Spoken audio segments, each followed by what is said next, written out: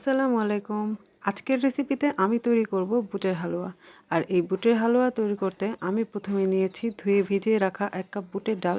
ডালটাকে আমি প্রথমে সিদ্ধ করে নেব। তার জন্য প্যানে আমাদের ভিজিয়ে রাখা ডাল আর প্রয়োজন মতো কিছু পানি দিয়ে ঢাকনা দিয়ে ঢেকে সিদ্ধ করে নেব, ডালটা পুরোপুরি সিদ্ধ হয়ে যাওয়া পর্যন্ত। ফিরে এসেছি বেশ কিছুক্ষণ পর। এখন চেক করে দেখব ডালটা সিদ্ধ হয়েছে কিনা। হ্যাঁ, ডালটা একদম পারফেক্টভাবে সিদ্ধ হয়ে গিয়েছে। এখন এই ডালটাকে চুলো বন্ধ করে দিয়ে অপেক্ষা করব ঠান্ডা হওয়া পর্যন্ত। আর ডালটা ঠান্ডা হয়ে গেলে একটি ব্লেন্ডারের সাহায্যে ডালটা ব্লেন্ড করে পেস্ট তৈরি করে নেব।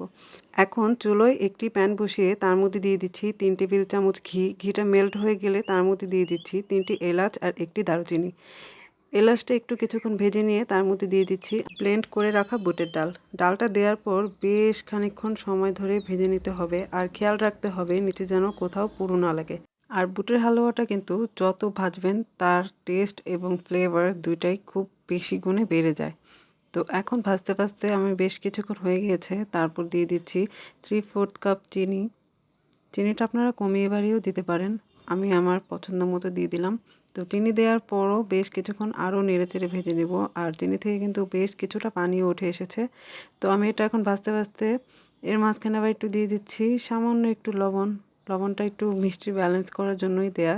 আর আমার একটু মিষ্টি জিনিসে সামান্য একটু লবণ দিলে টেস্টটা একটু বেশি ভালোই লাগে। তো তারপর আরও কিছুক্ষণ ভেজে নিয়ে তারপর দিয়ে দিচ্ছি 3/4 কাপ গুঁড়ো দুধ। গুঁড়ো দুধটা দিয়েও আমি আবার কিছুক্ষণ ভালো করে মিশিয়ে নিব। আর গুঁড়ো দুধটা দিলে কিন্তু হালুয়ার টেস্টটা কিন্তু বহুগুণ বেড়ে যায়। হালুয়া খাওয়ার সময় দাঁতের নিচে যেন এই আস্ত মশলাগুলো না পড়ে, তার জন্য আমি আগে থেকেই এই মশলাগুলো উঠে ফেলে দিচ্ছি। তো আমাদের হালুয়াটা কিন্তু অলমোস্ট রেডি। তো আমি নামানোর আগে দিয়ে দিব সামান্য একটু ঘি। ঘিটা কিন্তু রান্নার শেষে ব্যবহার করার ফলে হালুয়া থেকে ঘিয়ের ফ্লেভারটা খুবই সুন্দর আসে আর খেতে খুবই ভালো লাগে। এরই মাঝে আমাদের বুটের ডালের হালুয়াটা কিন্তু রান্না করা হয়ে গিয়েছে। তো এখন এটাকে যে প্লেটটাতে আমি সেট করব সেটাতে সামান্য একটু ঘি দিয়ে ব্রাশ করে নিচ্ছি, যাতে করে আমাদের হালুয়াটা ওঠানোর সময় কোনো সমস্যা না হয়। তো হালুয়াটাকে আমি এখন একটা স্প্যাচুলার সাহায্যে চারকোনা একটা শেপ করে নিচ্ছি, কারণ আমি এটাকে বরফি শেপে কাটবো। আর দেখার সৌন্দর্যতার জন্য আমি এর উপরে কিছু বাদাম কুচি দিয়ে দিচ্ছি।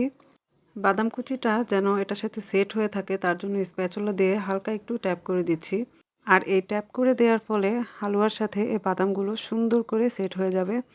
তো আমি এটাকে কিছুক্ষণ ঠান্ডা করে নিয়ে এটাকে বরফি শেপে কেটে নিচ্ছি। আপনারা আপনাদের পছন্দ মতো যে কোনো শেপ দিয়ে কেটে নিতে পারবেন। দেখলেন তো কত সহজে তৈরি হয়ে গেল বুটের হালুয়া। সামনের এই শবে বরাতে আপনারা যদি পারেন এই রেসিপিটি ট্রাই করবেন। কমেন্ট করে জানাবেন রেসিপিটি কেমন লাগলো। আর আমার এই ভিডিওটি যদি আপনাদের কাছে ভালো লেগে থাকে তাহলে অবশ্যই আমার চ্যানেলটিকে সাবস্ক্রাইব করে আমার পাশে থাকবেন। আর দেখা হচ্ছে পরবর্তী কোনো রেসিপিতে। সেই পর্যন্ত সবাই ভালো থাকুন, সুস্থ থাকুন। আল্লাহ হাফেজ।